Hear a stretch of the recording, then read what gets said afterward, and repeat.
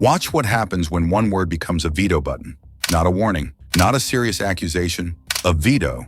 Because the moment someone demands standards, borders, law, accountability, someone else reaches for the same move. It depends, and suddenly enforcement itself is put on trial as racist. But let's confront the reality head on.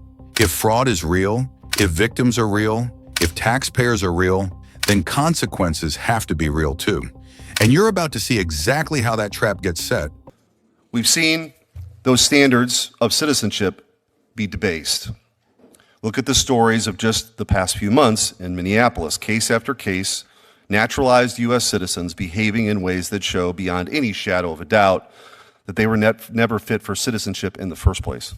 In Minnesota, naturalized citizens defrauded our government for billions of dollars. One individual stole almost $1.7 million from a program intended for poor children. Just today, a naturalized citizen in Massachusetts pled guilty to stealing over $1 million from our welfare programs. Something has to change. It's why I've introduced the SCAM Act to expand and accelerate our ability to denaturalize people who should have never become citizens in the first place. If you use your new citizenship to commit massive welfare fraud, aggravated felonies, or espionage, or join drug cartels or terrorist organizations, you were never fit to be called an American at all. I encourage my colleagues on this committee to support that important legislation. Now, Mr. Weissman, you are the co-CEO of Public Citizen, is that correct? Co-president, yes, okay. sir. President, okay. Is welfare and grant fraud in the national public interest? I'm sorry. Is welfare and grant fraud in the national public interest? It is addressing 100% contrary to the national interest. Okay, but taking it on would also be in the national interest, correct? Taking it on is absolutely in the Okay. American interest. Is fraud prevention is fraud prevention racist? Fraud prevention is not racist, no. Okay. Are current fraud prevention efforts by the Trump administration in Minnesota racist? No. Okay. Are deportations racist? Are deportations racist? It depends. They can be racist, Okay. sure. Is ICE racist? I think the practices of ICE right now are abhorrent and should be abhorrent, exactly as you said, for American values. I think the practices of ICE right now are... But ICE itself, the organization, is racist? The enforcing immigration and customs laws per se is not racist. What ICE actually is doing, I believe, can fairly be characterized as racist. Yes, sir. All right. I asked this because we did a little bit of digging into Public Citizen and found two things. One is you're funded by George Soros, correct? The Open Society Foundation is one of our funders, yes. And you call just about everything you don't like racist. That is not true, but... Okay, well, I'm going to give you a few examples. Sure. On December 11th, 2019, Public Citizen tweeted that the banking sector as a whole is racist. On August 17th, 2021, Public Citizen sent in a press release that algorithmic racism was a major problem and that we need to start creating anti-racist algorithms. On December 23rd, 2020, Public Citizen tweeted that our healthcare system is a racist abomination. On April 7th, 2023, Public Citizen tweeted that expelling two Tennessee state reps for violating the legislature's rule was racism. On April 15th, 2021, Public Citizen tweeted that law enforcement in this country has been overrun by racism. On June 25th, 2020, Public Citizen tweeted, "Racism is the reason D.C. is not a state." On January 15th, 2019, Public Citizen tweeted that asking about citizenship status on the census was racist. On August 24th, 2020, Public Citizen tweeted, "Defund our racist, hyper-militarized, murderous American police force." On July 10th, 2020, Public Citizen tweeted that law and order is a racist dog whistle. Do you stand by these statements? Well, I appreciate the depths of which you've gone of research. In the context of all those statements, yes, sir. So all of those things are racist? If you want to go through them, we can talk. So about them, here's, for sure. I'm really glad. Hold on. I'm glad for this moment of clarity because a lot of witnesses would try to sidestep that. That's correct. But what you have shown in the questioning we've seen before, in just these examples, the public interest isn't your interest at all. It is not your interest at all. You use racism as an attempt to intimidate people to get your way. And it's not 2020 anymore. The American people are over it.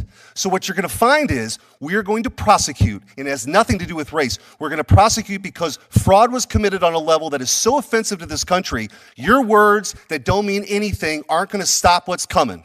And I want you to take that back to George Soros and all these ridiculous funders you have to try to muddle the issue.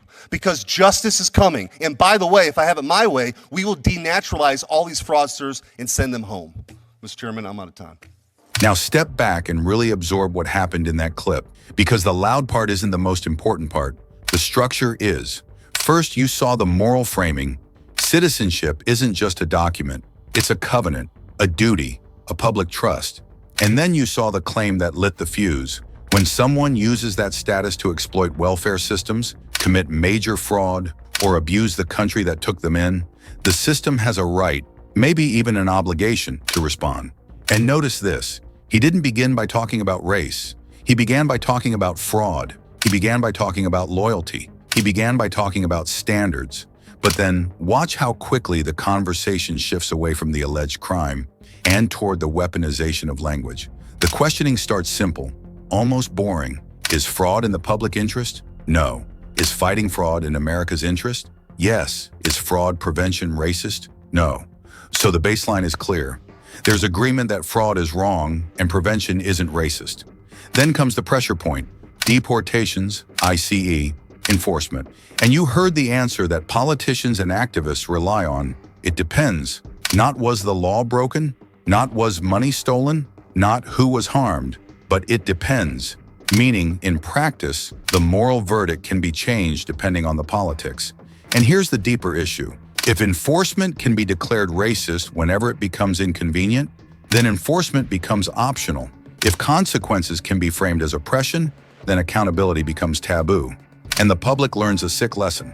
The more aggressively you moralize, the less you have to prove. Then the senator does something strategic. Whether you love it or hate it, you can't miss what it's designed to do. He pulls the lens off the narrow policy debate and puts it on the organization's worldview. Funding, messaging, pattern. He says you're funded in part by open society, confirmed on the spot. And then he drops a rapid-fire list of statements where the word racism gets attached to everything. Banking, healthcare, law enforcement, law and order, even asking citizenship status on the census. Now ask yourself, why does that matter? Because if everything is racist, then racist stops being a serious accusation. It becomes a lever, a threat, a way to intimidate officials into paralysis. So nobody touches the problem, nobody asks hard questions, and nobody dares to enforce standards that might offend the activist class. And look at what wasn't said, because silence is revealing. The witness didn't say, we went too far. He didn't say, we should be careful with that word. He didn't say, let's focus on the victims of fraud. When asked if he stands by it, the answer is essentially yes, across the board. So here's the moral reality they don't want to confront. Calling everything racist doesn't protect vulnerable people. It protects systems from scrutiny, it protects bad actors from consequences, and it leaves ordinary Americans, working people, taxpayers, families who actually need those programs, holding the bag. This isn't just about one hearing, it's about a national pattern. Redefine law enforcement as cruelty, redefine oversight as hatred, redefine borders as bigotry, until the country can't defend itself without apologizing for existing. So the question is simple. If fraud prevention isn't racist, why keep reaching for that label?